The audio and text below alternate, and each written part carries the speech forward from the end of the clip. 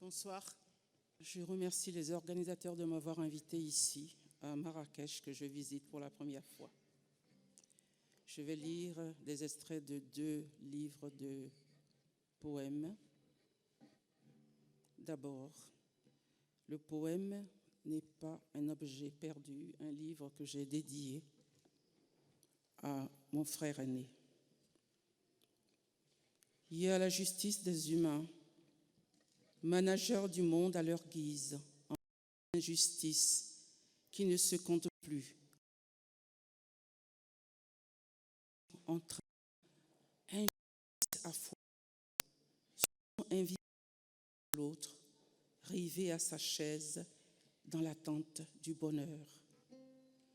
La justice partout introuvable pour les petites mains qui en ont tant besoin, mains de l'ombre qui pensent accomplissent toute tâche ingrate pour la survie du petit nombre qui gouverne le monde inégal.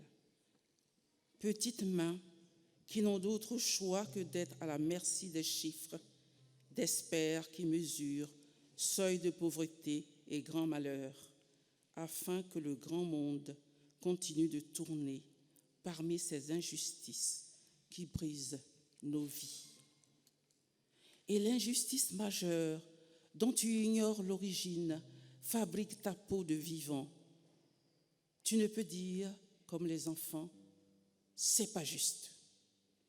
Mais tu n'es pas loin de le penser. Tu ne sais plus qui et pourquoi Dieu ou l'inconnu façonne de ses mains l'injustice primordiale, la chose innommée qui te fait la peau. Partir comme ça à l'improviste afin d'éclairer la dureté du jour qui vient. Tu apercevais les ruelles manquantes, les désirs de mots justes qui ne restaient que mots juxtaposés ou entassés les uns sur les autres. Le monde aurait eu un peu de relief, de la bonté, de la beauté, de la générosité s'il tournait à pied autour du soleil. Alors, avec ton regard d'artiste, tu creusais l'écart, dessinais des fissures, des vallées, des rivières, des montagnes, parmi les flots intempestifs du monde.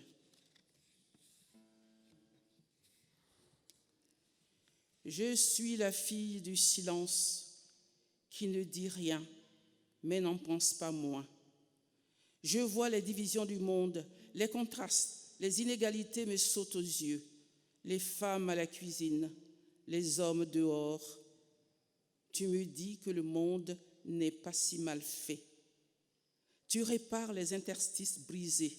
Tu colmates les brèches que je ne vois pas. Je reste l'autiste innocente que tu réveilles à coups de poing affectueux. Je ne sais plus si je souffre d'avoir la tête si plate à tes yeux qui voulaient la voir plus ronde.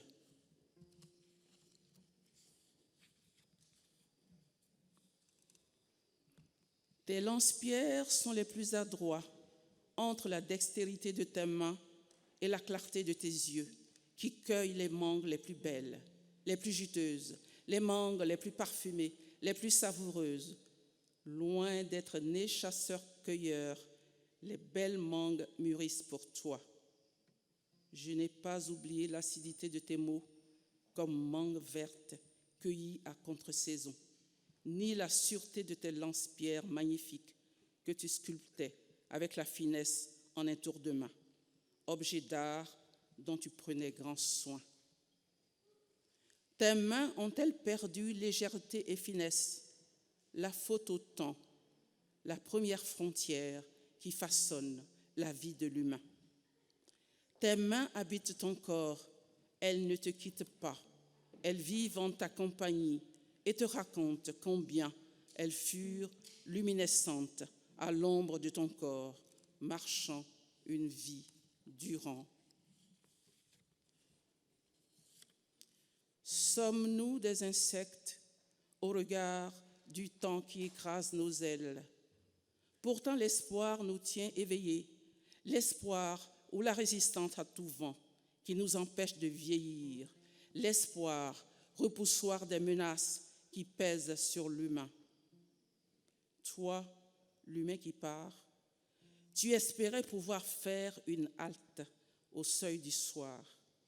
Quelque chose a dû t'échapper. Mais quoi donc?